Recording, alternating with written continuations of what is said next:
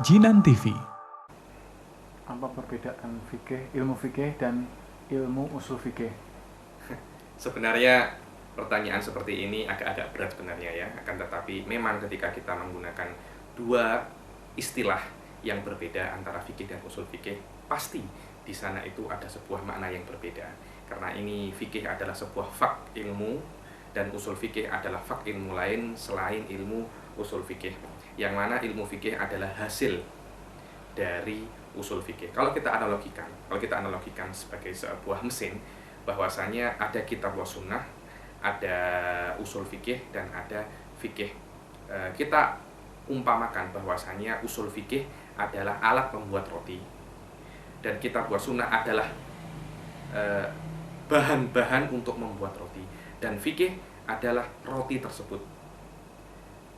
Ketika kita berbicara tentang kitab wa sunnah, maka kita berbicara tentang alat, tentang dasar-dasar, tentang bahan-bahan untuk pembuatan roti.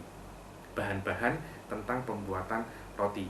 Dari bahan tersebut kita bisa membuat roti tertentu. Ada yang namanya roti kukus, ada yang namanya roti bluder, macam-macam roti. Disitulah macam-macam hukum fikih, macam-macam madhab. Akan tetapi tanpa adanya alat pembuat roti tersebut, tidak akan ada yang bisa mengkonvert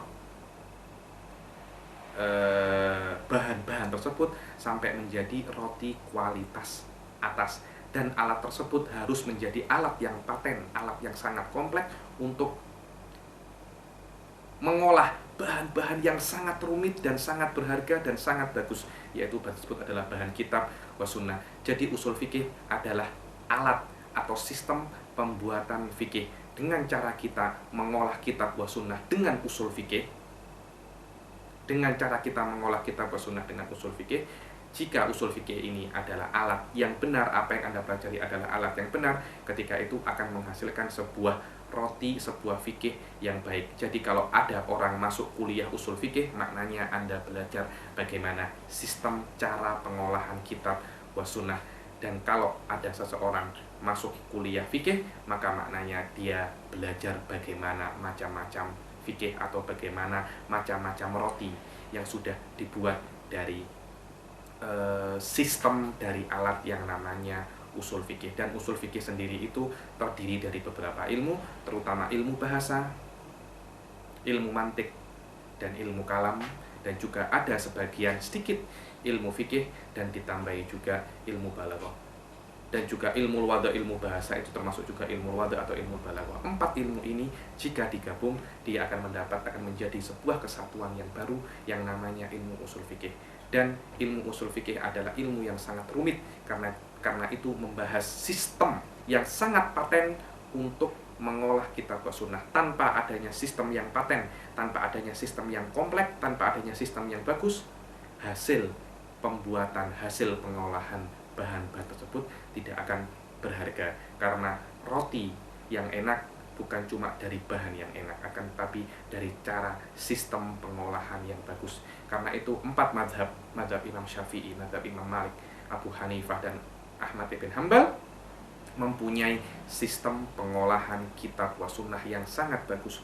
Terutama Imam Syafi'i dalam kitabnya Ar-Risalah, orang yang pertama kali membuat dan mengenalkan sistem tersebut kepada manusia, mempunyai sistem yang sangat banyak, mempunyai sistem yang sangat bagus. Dan kita tidak akan menjadi mujtahid mutlak sampai kita mempunyai sistem sendiri selain 4 sistem yang sudah ada. Akan tapi kalau kita menumpang sistemnya salah satu dari ilmu tersebut, kita tidak akan menjadi mujtahid mutlak. Karena itu sistem yang baik, usul fikih yang bagus, alat yang bagus untuk pengolahan kitab wa sunnah akan menjadikan hukum Anda, hukum fikih Anda, hukum yang bagus. Tanpa adanya sistem yang bagus, hukum yang Anda ambil dari kitab yang jelas, dari kitab dan sunnah adalah omong kosong, tidak akan dianggap. Karena tolak ukur hukum yang bagus bukan dari kitab wa sunnah saja, akan tetapi bagaimana Anda mengolah. Karena itu klaim bahwasanya kitab wa sunnah menurut saya adalah sebuah klaim untuk menakut-nakuti saja, terutama yang ada pada zaman ini. Karena kebenaran apa yang Anda katakan, kebenaran klaim Anda tentang kitab wa sunnah tergantung terhadap bagaimana sistem Anda mengolah kitab wa sunnah, bagaimana sistem Anda, bagaimana pengetahuan Anda minimal untuk memahami sistem pengolahan kitab dan sunnah yang sudah dibikin oleh ulama-ulama terdahulu. Tanpa pemahaman sistem tersebut, maka pengolahan Anda, maka hukum yang Anda istinbat dari kitab dan sunnah tidak akan diakui di kancah Islam, tidak akan diakui oleh para ulama.